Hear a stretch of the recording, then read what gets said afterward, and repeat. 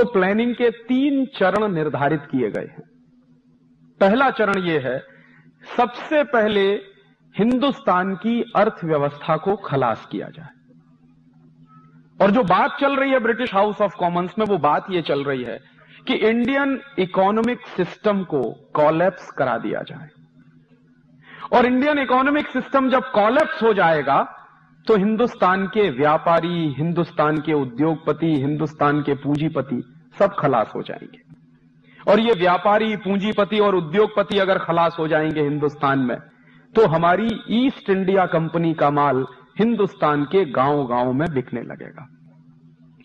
और इस डिबेट को चलाते हुए विल्बरफोर्स कह क्या रहा है, एक मजेदार बात आज आप देख रहे हैं जो चल रहा है उसका कंपैरिजन मैं कर रहा हूं। विल्बरफोर्स कह रहा है कि हमको हिंदुस्तान में फ्री ट्रेड करना है। तो एक एमपी पूछता है उससे, what do you mean by free trade?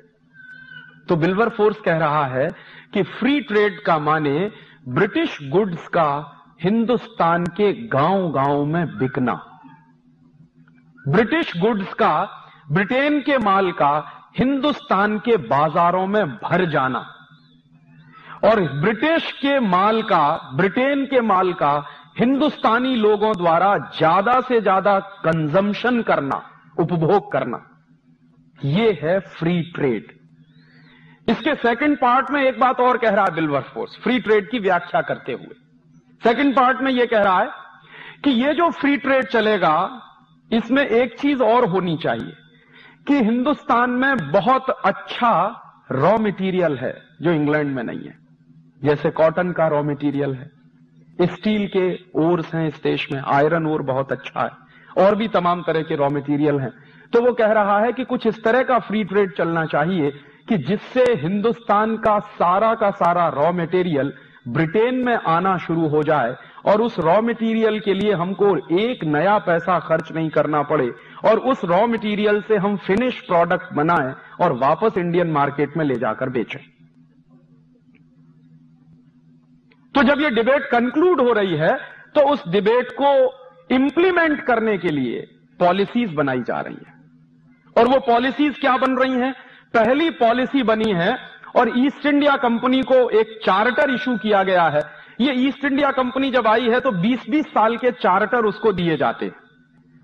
पहला चार्टर 1601 में मिला है, फिर दूसरा चार्टर 1621 में मिलता है, फिर इस तरह से 20-20 साल से चार्टर दिए जाते हैं। चार्टर माने अधिकार पत्र। तो इस तरह से 1813 की ये डिबेट जब कंक्लूड हो गई है तो ईस्ट इंडिया कंपनी को एक स्पेशल चार्टर इशू किया गया है हाउस ऑफ कॉमन्स की तरह से, और उस तरफ से, और चार्टर का नाम है चार्टर फॉर फ्री ट्रेड। और मैं जोर दे रहा हूं इस फ्री ट्रेड शब्द पर कि ये जो फ्री ट्रेड शब्द है ये कोई नया नहीं है, ये 250-300 साल पुराना शब्द है।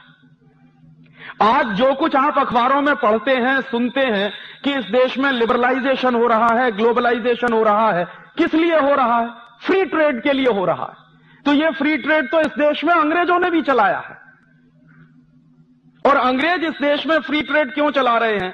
इंडियन इकोनॉमिक सिस्टम को बर्बाद करना है और ब्रिटिश इकोनॉमिक सिस्टम को इस देश में स्थापित करना है, इसके लिए वो फ्री ट्रेड चला रहे हैं।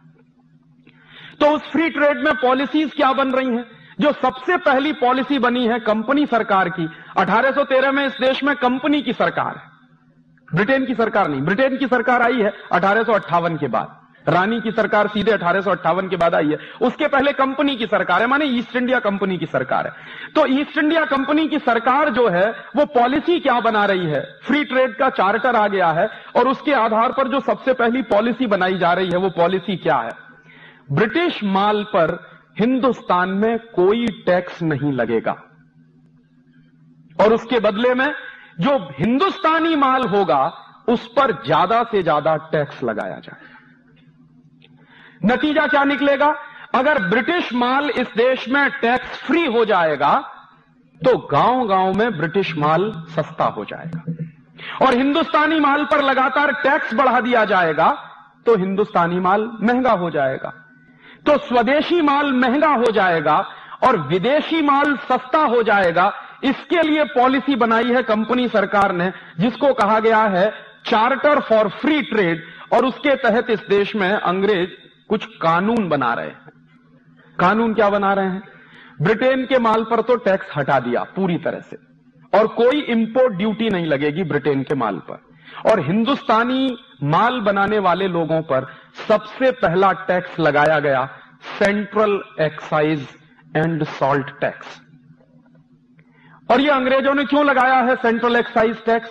ताकि हिंदुस्तान में माल बनाने वाले लोगों का माल महंगा हो जाए, तो सेंट्रल एक्साइज टैक्स लगा दिया। माने जो वस्तुएं बन रही हैं उस पर उत्पाद कर, वस्तुओं के उत्पादन पर कर। उसके बाद हिंदुस्तानी व्यापारी उन वस्तुओं को बाजार में बेच रहे हैं, तो कंपनी सरकार ने वस्तुओं के बाजार में बेचने पर भी कर लगाया है, जिसको अंग्रेजों ने कहा है सेल्स टैक्स। फिर तीसरा कर कि वस्तुओं के उत्पादन पर कर, वस्तुओं के बाजार में बिकने पर कर, और उन वस्तुओं के बिकने से जो आमदनी आ रही है उस पर भी टैक्स,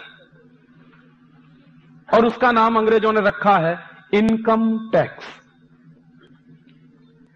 तो उत्पादन पे सेंट्रल एक्साइज, बिक्री पर सेल्स टैक्स, बिक्री से होने वाली आमदनी पर इनकम टैक्स। उसके बाद वस्तुओं का आवागमन जो है, ट्रांसपोर्टेशन जो है, उस पर अंग्रेजों ने एक टैक्स लगाया है जिसका नाम है ऑक्ट्रॉय टैक्स, चुंगी नाका।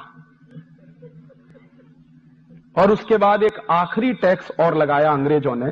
अंग्रेजी सरकार क्या करती थी, कंपनी सरकार क्या करती थी कि कहीं कहीं पुल बनाती थी, तो पुल पर से माल लेके जब ट्रक गुजर रहा है तो आपको पुल का कर देना है, क्योंकि हमारी सड़क आप इस्तेमाल कर रहे हैं। तो उसको उन्होंने नाम दिया टोल टैक्स। तो कितने टैक्स लगा दिया अंग्रेजों ने? वस्तुओं के उत्पादन पर सेंट्रल एक्साइज, वस्तुओं की बिक्री पर सेल्स टैक्स, उसके बाद इनकम पर इनकम टैक्स, उसके बाद ट्रांसपोर्टेशन के लिए आपको टोल टैक्स और ऑक्ट्रॉय टैक्स। और ये पांचों टैक्स अंग्रेज लगा रहे हैं इस देश के उद्योगपतियों पर, ताकि इस देश के उद्योगपतियों का नाश किया जाए।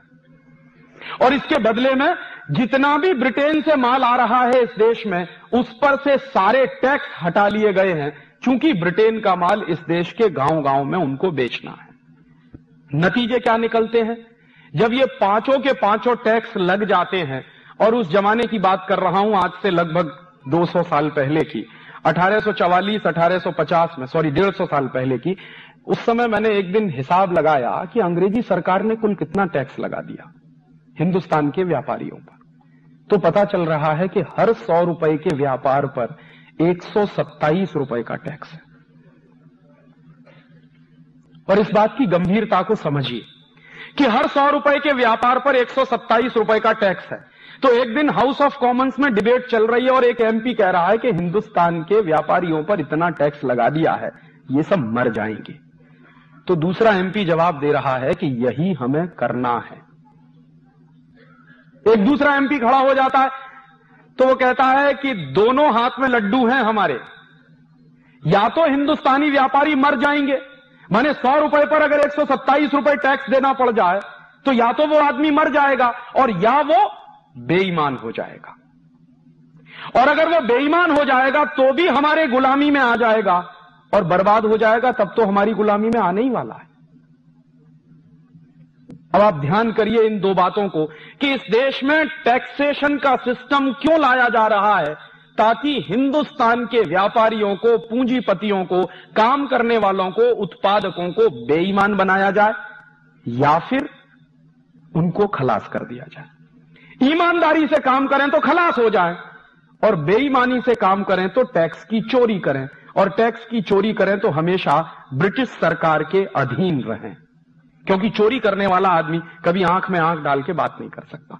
और इसके लिए फिर उन्होंने डिपार्टमेंट्स बना दिए, income tax department, central excise department, toll tax वाला डिपार्टमेंट, सेल्स टैक्स वाला डिपार्टमेंट, ऑक्ट्रॉय वाला डिपार्टमेंट।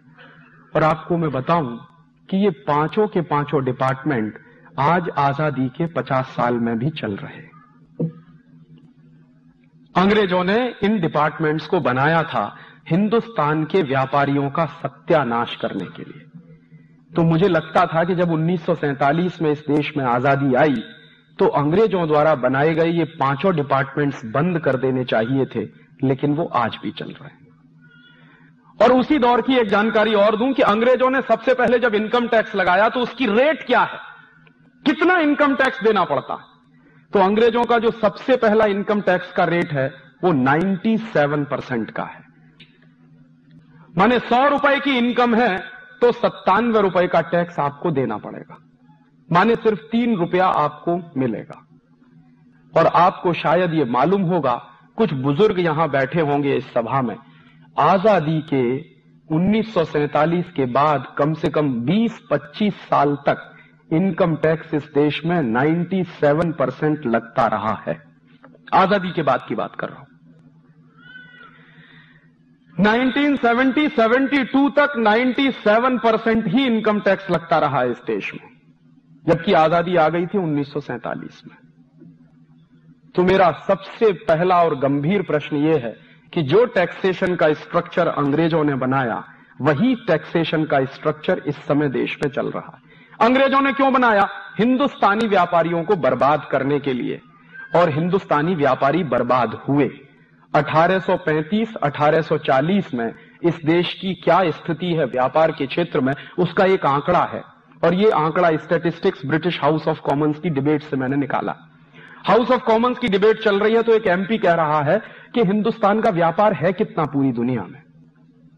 तो एक सर्वे किया है, और वो सर्वे किया है कई यहां के रेवेन्यू ऑफिसर्स हैं जो ब्रिटेन की सरकार के यहां पर पोस्टेड हैं, और उनका एक हेड है, हेड ऑफिसर, जिसका नाम है विलियम एडम। तो विलियम एडम कई रेवेन्यू कलेक्शन के ऑफिसर्स को लगाता है सर्वे के काम में, पता लगाओ कि हिंदुस्तान का टोटल ट्रेड कितना। तो उसका आंकड़ा है 1835-1840 के आसपास, और ये 1850 तक भी चलता रहा है। 1850 के आसपास तक हमारा टोटल ट्रेड सारी दुनिया के ट्रेड का 1/3 है।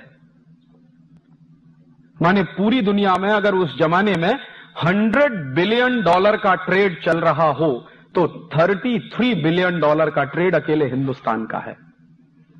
इसको एक दूसरे तरीके से भी कह सकते हैं कि आज से 150 साल पहले इस देश का कुल व्यापार सारी दुनिया के व्यापार का 33% है।